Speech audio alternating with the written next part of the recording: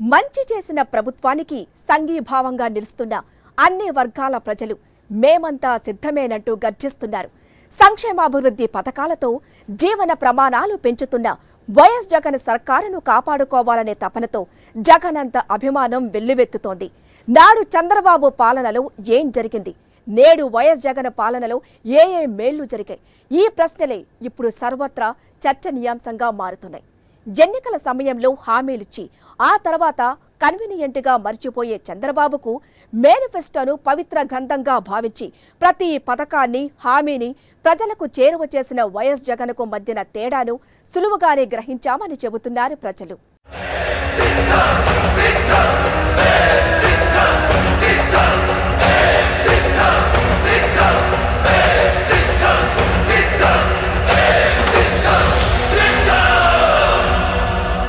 జగన్ ఓ బచ్చా అంటూ ప్రతి సభలో ఎద్దేవా చేస్తున్న చంద్రబాబుపై ముఖ్యమంత్రి వైఎస్ జగన్ ధ్వజమెత్తారు.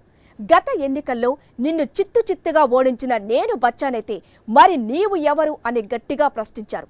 ఆ ప్రశ్నకు ప్రజలనే అడిగి సమాధానం రాబట్టారు. కృష్ణుడిని బచ్చా అనుకున్న కంసుడు, రాముడిని బచ్చా అనుకున్న మారీచుడు, హనుమంతుడిని బచ్చా అనుకున్న రావణుడు ఆ తర్వాత ఏమైంది అందరికీ గుర్తు చేశారు. ఓడిపోయే కాలం వచ్చినప్పుడు విలన్లు అందరికీ హీరోలు బచ్చాలుగానే కనిపిస్తారని చురకలంటించారు. చంద్రబాబు బచ్చా అంటున్న వైఎస్ జగన్ ఒంటరిగానే ఎన్నికల సమర క్షేత్రంలో సింహనాదం చేస్తున్నాడని, ఆయన మాత్రం అరడజను మందిని పక్కన పెట్టుకున్నాడని ఇద్దరికీ గల తేడాను ప్రజల ముందు ఉంచారు సీఎం జగన్. పొరపాటున చంద్రబాబుకు ఓటు వేస్తే ప్రజల భవిష్యత్తుకు సంబంధించిన పథకాలన్నీ ఆగిపోతాయని, కాబట్టి జాగ్రత్తగా ఉండాలని హెచ్చరించారు.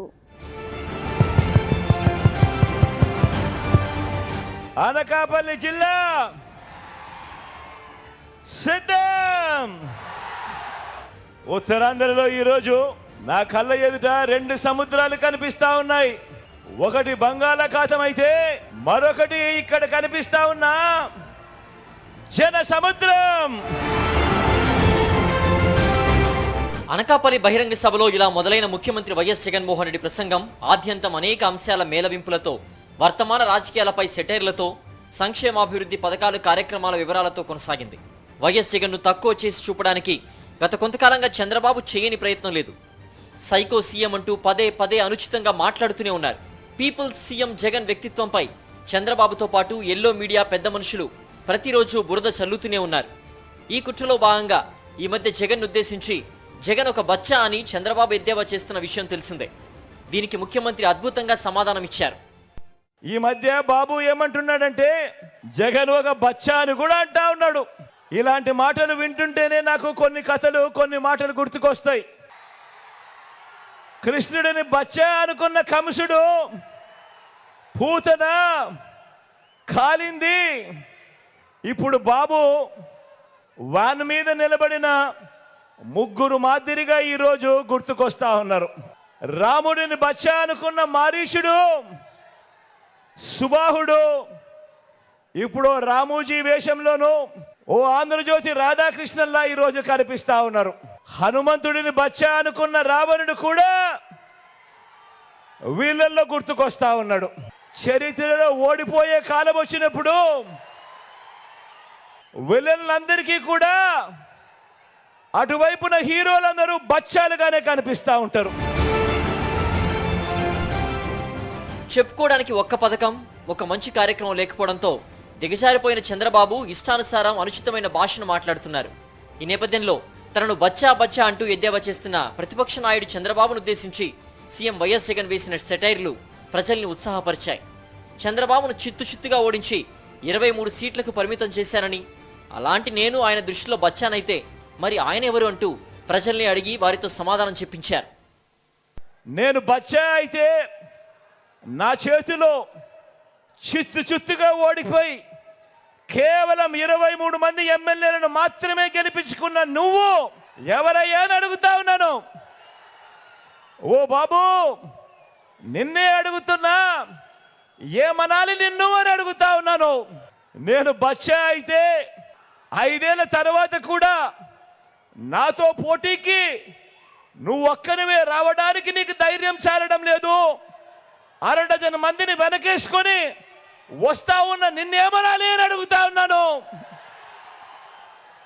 ఓ బాబు, నిన్ను ఏమనాలి అని అడుగుతా ఉన్నాను. ఏమనాలి? ఈ 5 ఏళ్లలో చేసిన సంక్షేమ అభివృద్ధి కార్యక్రమాల గురించి ముఖ్యమంత్రి వైఎస్ జగన్ వివరంగా మాట్లాడారు. అంతా సంక్షేమ కార్యక్రమానికి నిధులు కేటాయించారని, రాష్ట్రంలో అభివృద్ధి లేదని, చంద్రబాబు అయితే అభివృద్ధి కూడా చేసేవారని గత కొంతకాలంగా ఎల్లో మీడియా విపరీతంగా ప్రచారం చేస్తోంది. దీనికి ముఖ్యమంత్రి వైఎస్ జగన్ ఇచ్చిన సమాధానం ఇది. మీ బిడ్డ పాలనలో ఈరోజు ఏకంగా 17 కొత్త మెడికల్ కాలేజీలు వేగంగా నిర్మాణంలో ఉన్నాయి. వేగంగా 4 కొత్త సీపోర్ట్లు వేగంగా నిర్మాణం జరుగుతూ ఉన్నాయి. ఇందులో ఒకటి మన ఉత్తరాంధ్రలో, మన మూలపేటలో వేగంగా అడుగులు వేస్తూ కనిపిస్తూ ఉంది. 10 ఫిషింగ్ హార్బర్లు వేగంగా నిర్మాణంలో ఉన్నాయి. 6 కొత్త ఫిష్ ల్యాండింగ్ సెంటర్లు ఈరోజు వేగంగా పనులు జరుగుతూ ఉన్నాయి. కొత్తగా 26 జిల్లాలు వచ్చింది ఎప్పుడు అనంటే మీ బిడ్డ హయాంలో.